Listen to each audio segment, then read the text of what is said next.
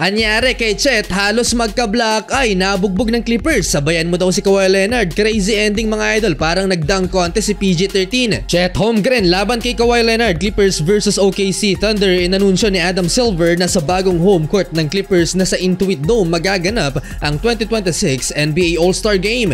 Well, first quarter hindi nagkaintindihan ng Thunder sa pagdepensa sa Clippers. Madalas dino-double team nila si Harden at Kawhi Leonard, 7-2 run. Chet Holmgren sumidestep pa kay The Beard.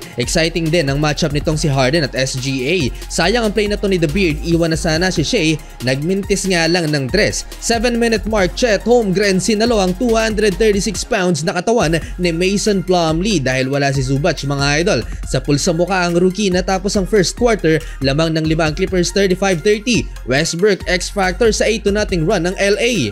Second quarter, sinubukan ni Russell Westbrook ang depensa ng 7-footer rookie, hindi nakalusot pero may follow-up naman si Mason Plumlee. Down by 7, nag-run ng OKC Thunder at binigyan ng magandang laban ng Clippers. Chet Holmgren alley-oop dunk. 5-minute mark, back-to-back 3-pointers naman ng Clippers, Kawhi Leonard and PG-13. SGA sinayawan ng depensa ni Harden at last 3 minutes na hype na ang crowd kay Paul George. Back-to-back, di rin nakalusot si James Harden kay Chet Holmgren. 65-61, Clippers up by 4. Third quarter, 8-2 run ang ginawa ng Clippers sa simula kaya lumamang ng 10 points mga idol ang home team. Hindi nakakasabay si Chet kay Daklo, driving dunk, wala nang nagawa ang rookie kay Kawhi Leonard. Epic fail naman ang alley-oop to soft na to ni Chet Holmgren pero may foul sa tulak ni Mason Plumlee sa likod. In fairness kay Chet, walang kaba kung makipagsabayan sa kalaban. Under 8 minutes, 9-0 run ang ginawa ng Thunder, 79-77. Dalawa na lang ang hinahabol pero Paul George napatake over ulit para sa Clippers. May pa-fist bump pa sa fan. Lumamang ng 10 points sa Clippers, 99-89. End of third quarter, nagkapasapa sa mukha si Chet Holmgren. Resulta ng pakikipagbrasuhan sa ilalim. Struggle so far ang rookie mga idol, 2 of 7 sa field.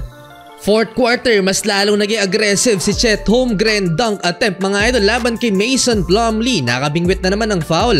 Mostly free throws nagmula ang puntos ni Chet Holmgren. Hindi pwedeng mag-relax ang Clippers. Jalen Williams back-to-back slam dunk. Norman Powell inatake na naman ang depensa ni Chet Holmgren, pang-apat na foul na ito ng rookie. Russell Westbrook naman nagpakilala kay Chet Holmgren, pinosterize ang kalaban mga idol, tip dunk.